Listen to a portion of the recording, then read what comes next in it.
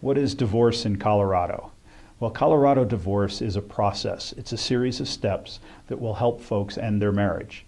In fact, we don't even call divorce in Colorado. We call it a dissolution of marriage.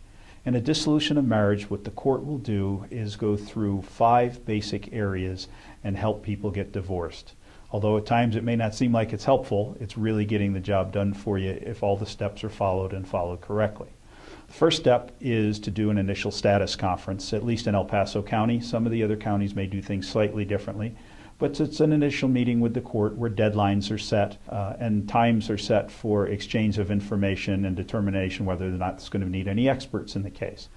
The next step would be a settlement conference. Generally, that's if both parties have an attorney, it's the attorneys and the parties. If only one party has an attorney, obviously there could be 3 of you attempting to settle, or just the 2 of you if you don't have attorneys. At a settlement conference, if you can reach agreement on all issues, then you can write it up, submit it to the court, and often only have to go to court maybe one more time. If you're not successful at a settlement conference, we often have what's called a temporary orders hearing. At a temporary orders hearing, each side presents its case for how assets should be divided, how parenting time should be arranged if there's kids involved, and who's going to be paying for what debts, and perhaps who's going to be living in the marital home if there is one. That is all for temporary purposes.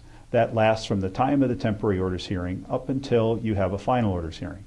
Before you can have a final orders hearing, you'd be required in most instances to have mediation. Mediation is with a paid mediator who assists the couples in trying to reach agreements. If you can reach agreement on everything or on some things, again, you write them up, submit them to the court, and those issues are resolved. Any remaining issues, which could be all of them, go to court for a final orders hearing. That's a fully contested hearing, often where both sides take very adverse positions, and eventually the judge decides all the issues. In a nutshell, that's divorce in Colorado.